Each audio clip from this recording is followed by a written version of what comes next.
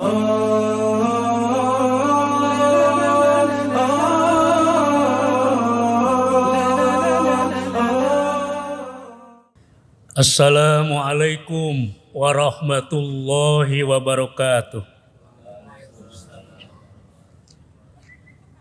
Alhamdulillahilladzi ja'ala ramadana syahrun mubarakun syahrus siyam syahrul ladzi unzila fihil Qur'an. Asyhadu an la ilaha illallahul azizur rahman wa asyhadu anna Muhammadan abduhu wa rasuluhu khairul anam.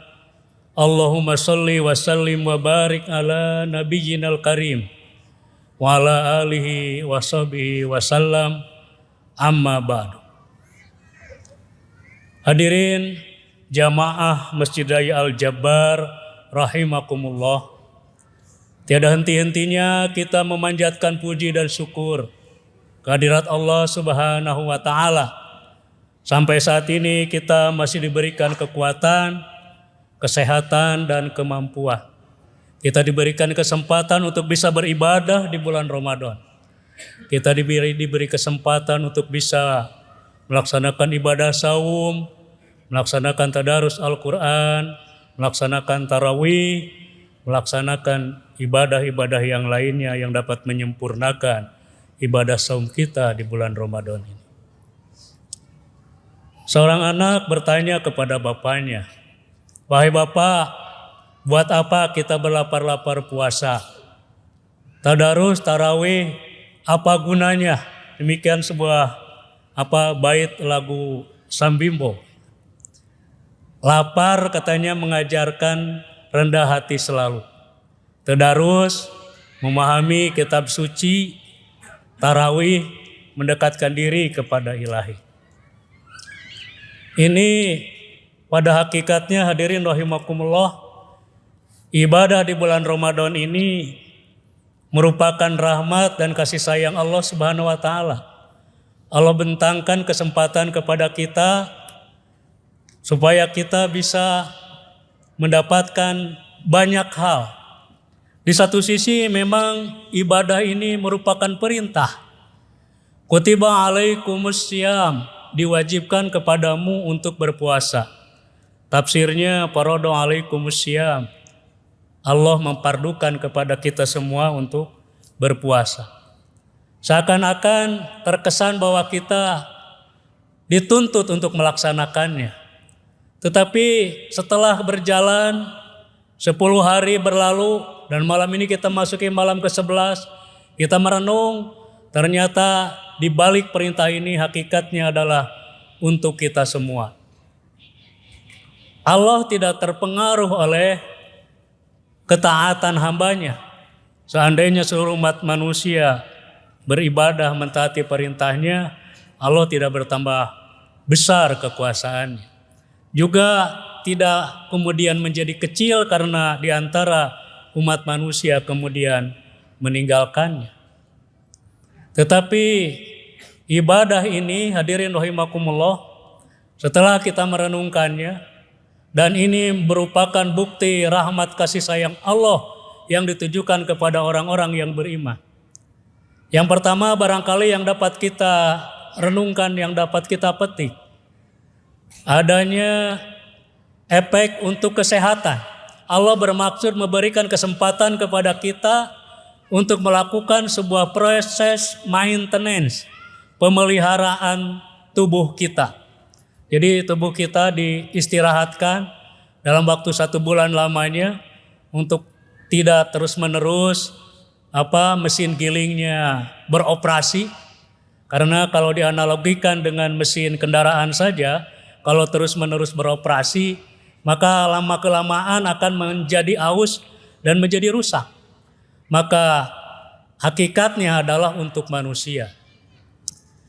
Di dalam jurnal Akta Medica disebutkan, ibadah saum ini katanya secara medis kepada tubuh manusia memberikan perbaikan kepada liver, perbaikan kepada lambung, perbaikan kepada usus besar, perbaikan kepada usus kecil, Dan yang paling tepat adalah bagi mereka yang ingin melakukan diet.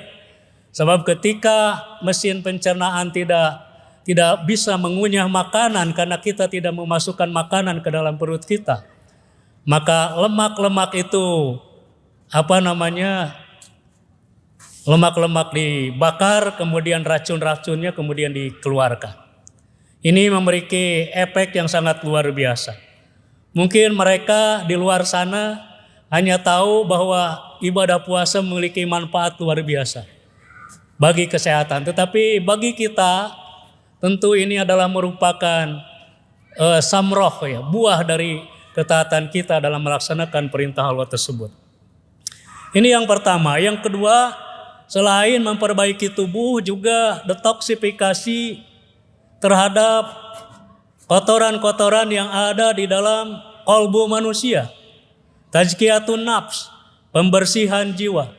Jiwa manusia harus dibersihkan minad dunub, dari dosa perdosaan.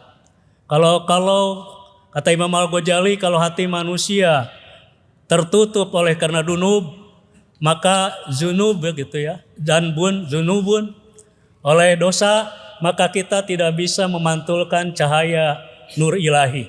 Kita tidak mendapatkan pencerahan secara batiniah. Jadi hati pun harus dibersihkan terutama dari dosa-dosa.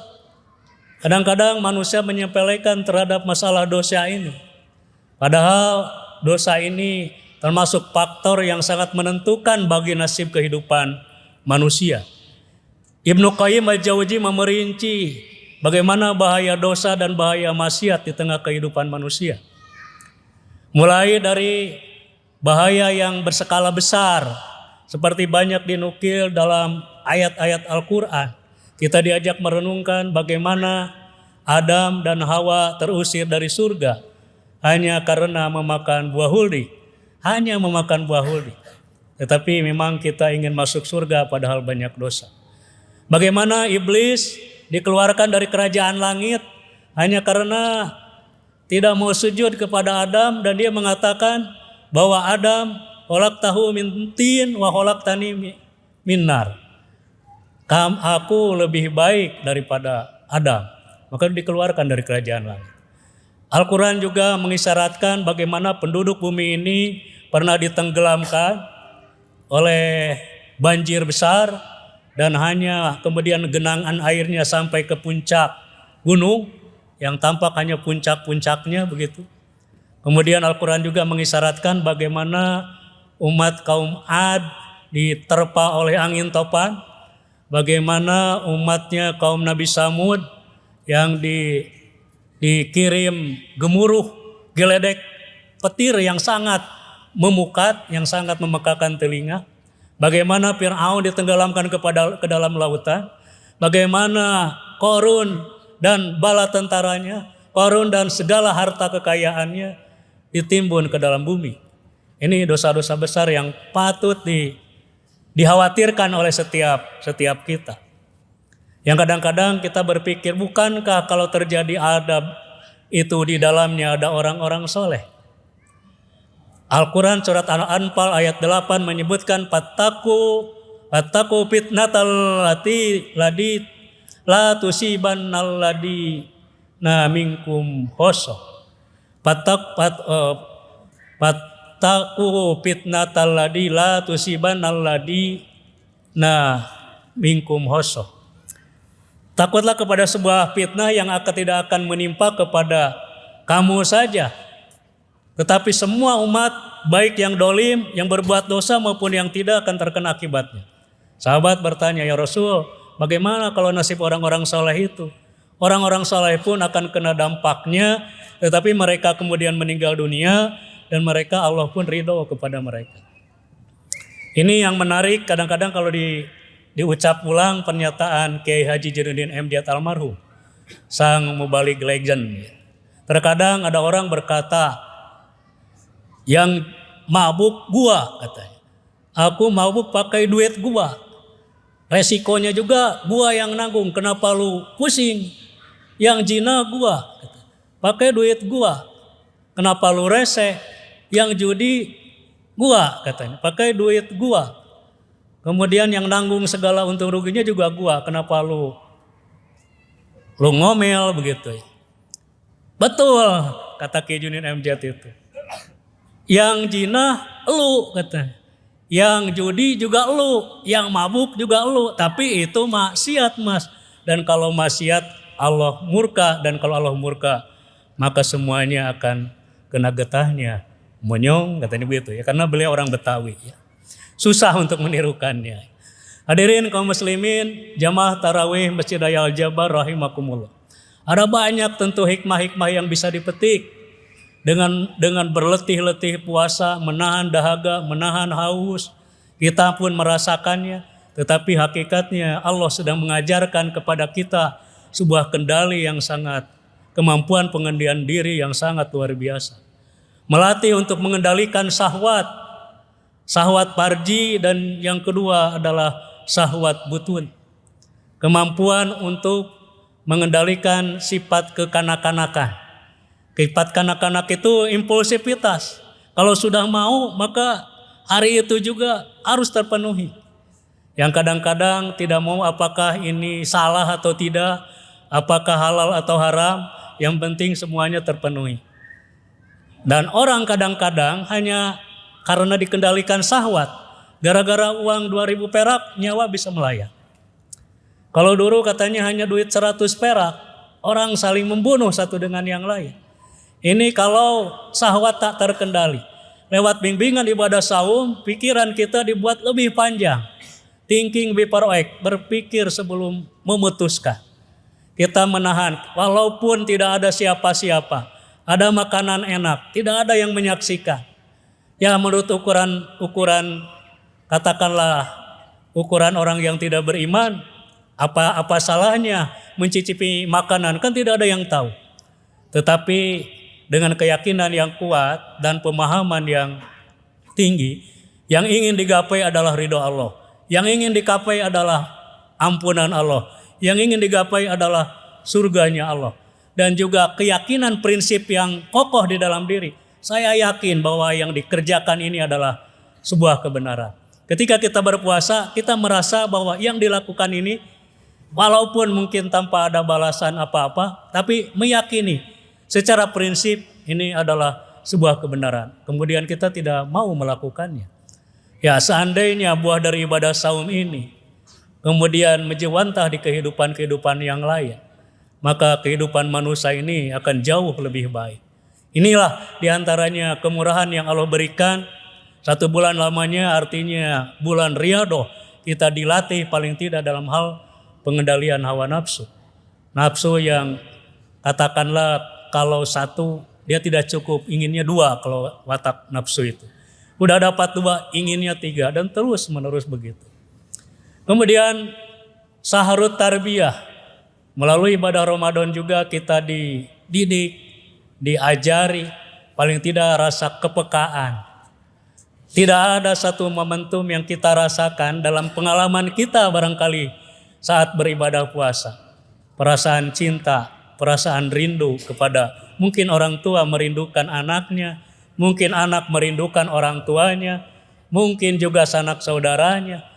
Kadang-kadang ketika berpikir orang tua bisa saja di bulan Ramadan ini sampai menitikkan air mata, sebegitu pekanya kejernihan, kehanipan jiwa seorang yang melaksanakan ibadah saum itu. Melatih ketajaman suara hati.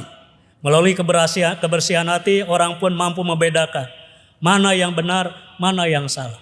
Saya kira kalau ada kejadian di kalangan remaja, seperti berita beberapa waktu lalu di sebuah harian, ada 570 pasangan muda-mudi katanya sudah tidak perawan lagi. Itu kenapa? Remnya sudah blong. Remnya sudah blong, sudah tidak ada kendali lagi, sudah tidak ada kepekaan. Apakah ini benar ataukah salah? Kalau berdua-duaan di tempat sunyi tanpa ada yang melihat, padahal bukan muhrim, mestinya kalau dengan kejernihan hati dia cepat menangkap isyarat bahwa ini adalah kondisi yang membahayakan. Ketika misalnya yang satu menggoda, yuk kita lakukan perbuatan yang dosa, maka kalau tidak tajam nuraninya mungkin dia meresponnya. Tapi kalau nuraninya tajam, maka akan muncul dari lisannya satu ungkapan seperti Nabi Yusuf. Inni akhafullah rabbal alamin. Saya takut kepada Tuhan semesta alam. Kayaknya sosok manusia yang seperti itu yang merasa takut kepada Tuhannya.